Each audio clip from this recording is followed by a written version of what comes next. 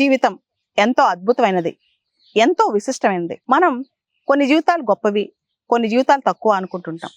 కానీ జీవితంలో ఎలా పుట్టామని కాదు, లైఫ్ని ఏ విధంగా డిజైన్ చేసుకున్నాం అనేది చాలా ఇంపార్టెంట్.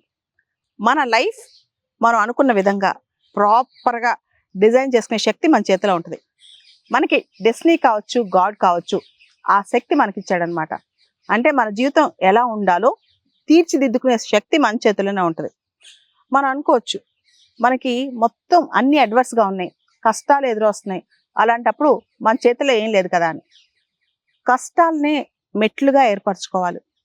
మొత్తం అన్ని శక్తులు మనకు వ్యతిరేకంగా పనిచేస్తున్నా మనం మన సంకల్ప బలంతో ఎంత ముందుకైనా వెళ్ళగలం, ఎంత ముందుకైనా పరిగెత్తగలం.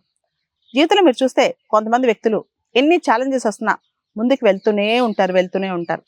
ఒక మాట ప్రత్యేకంగా చెప్పగలను, ఎవరేమనుకున్నా పనిలేదు, ఎక్కడేం జరిగినా మనం అస్సలు మూవ్ అవ్వకూడదు, అస్సలు చెలించకూడదు. మనం అనుకున్న లక్ష్యం కోసం, మన జీవితం కోసం చెలించకుండా మన దారిలో మనం వెళ్తూనే ఉండాలి.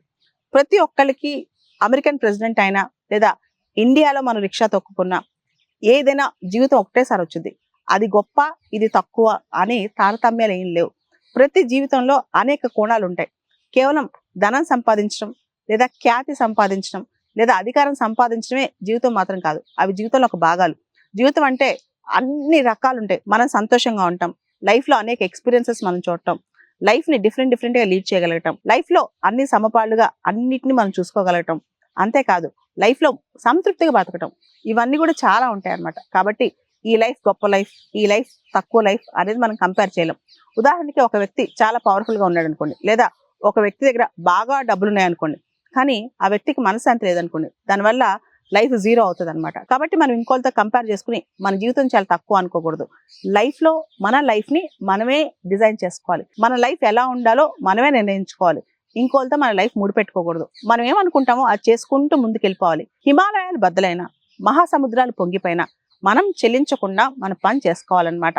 ఇదే జీవిత రహస్యం, ఇదే గెలుపు రహస్యం, ఇదే మన తృప్తికి, సంతృప్తికి, మనశ్శాంతికి రహస్యం.